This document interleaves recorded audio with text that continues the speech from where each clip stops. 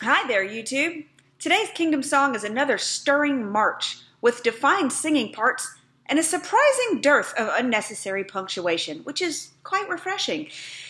This song debuted in the 1984 songbook and was deleted by 2009. It was song number 209, and it's entitled Follow the Warrior King. It's kind of one part military march, one part vaudeville, and 57 parts advertising jingle.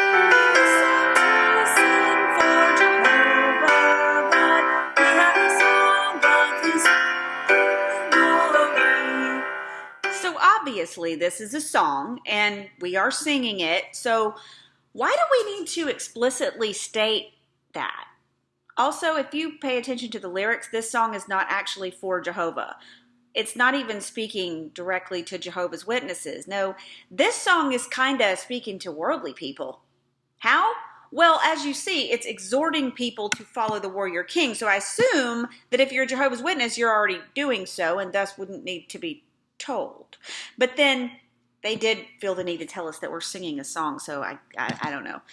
One thing for sure, though, this song is not about Jehovah's reign, because isn't it supposed to be Christ reigning anyway? And the Jehovah's Witnesses don't believe they're the same person, so... We have a message clear for all men to hear, and a commission to tell the story. Okay, first of all, the message hasn't been in any way clear, like ever. And why, oh why, can't they acknowledge women anywhere as anything more than servile, submissive objects? Why?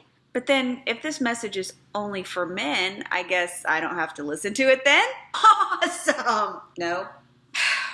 Thought it was too good to be true. Anyway, now, this is where the military language starts.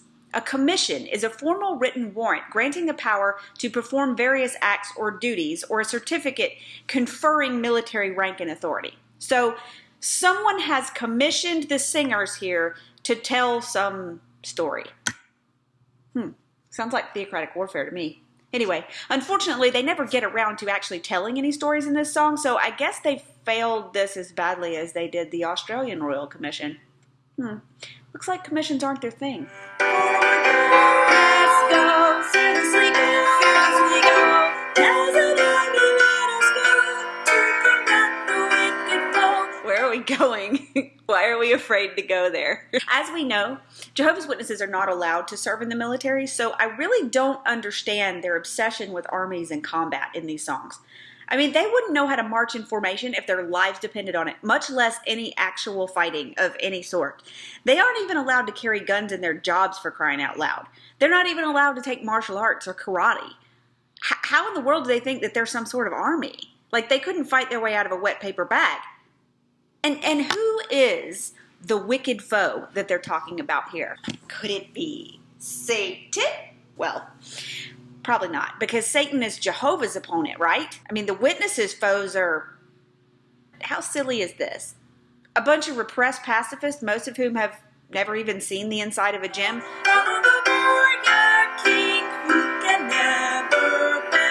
Guys, I don't really think you should follow him in the bathroom. Following him, we shall prevail. Really? They really expect us to believe this? Because if he can never fail, then how do you explain 1874, 1914, 1925, 1945, 1975, 1995, 2000, any day now, right around the corner. New life, many now living will never die. Many now living may never die. Overlapping generations, all of that sounds like failure to me. Also, I think it's really funny here that they've explained how they think they're going to be an army with no training. They believe that this supposed warrior king is undefeatable, so now they're going to win some non-existent battle simply by following him around. Well, isn't that pretty much just being on the side you think is going to win, guys? Not necessarily the side that's right? I mean, that doesn't sound very ethical to me. Brothers of God, arise, join the fighting force under the captain of God's free nation. So let me get this straight. In God's free nation, there's only one captain. That must be a very small army indeed. And wouldn't he have to be a general or an admiral or something? Take up the shield of faith and the Spirit's sword, put on the helmet of his salvation. Use your shield of faith, guys, so you can refuse to hear anyone who disagrees with you or dares to criticize your less than logical beliefs.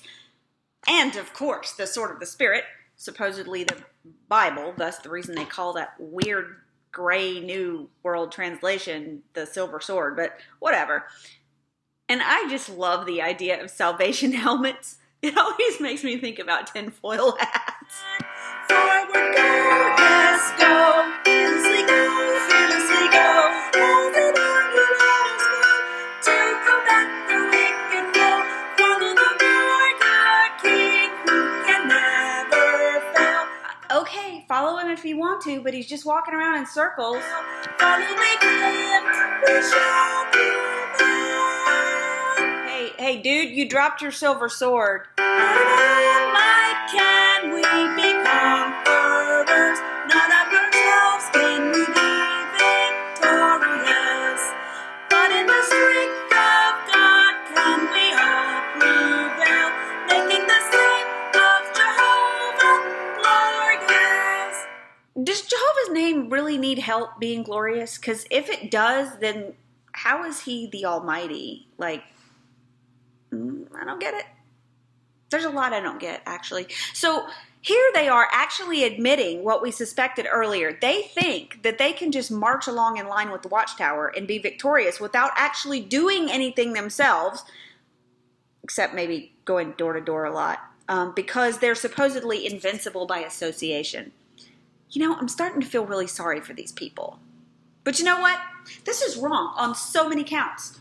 You actually can be conquerors in your own might. What you are able to conquer isn't some simplified imaginary conflict with the rest of the entire world, which is ridiculous anyway. No, what you have power over is actually much more important than that. It's yourself and your own life. You can conquer your circumstances, your limitations, your past. Don't believe me? You better, because I've actually done this in my own life.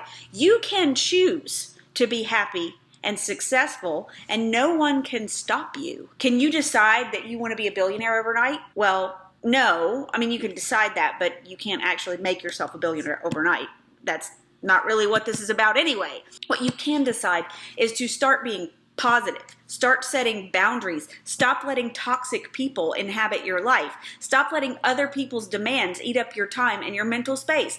You can't change what's happened in the past or the difficulties that's left you with. For me, that's PTSD and some pretty heavy anxiety. And I hear that's really, really common for ex-Jehovah's Witnesses. But you know what you can do? You can decide that you want to make a change. You can go get help and you can get better. And that is conquest in my book. That is the ultimate victory. And never forget, the best revenge is living well. You can't control how people decide to treat you, but you can control what you allow and what you put up with. Forward go, let's go, fearlessly go, fearlessly go. As an army let us go, nothing stopping us and so. Follow your inner voice and enjoy your life. It's up to us, we shall prevail. Somebody get the Warrior King a GPS. He's lost again.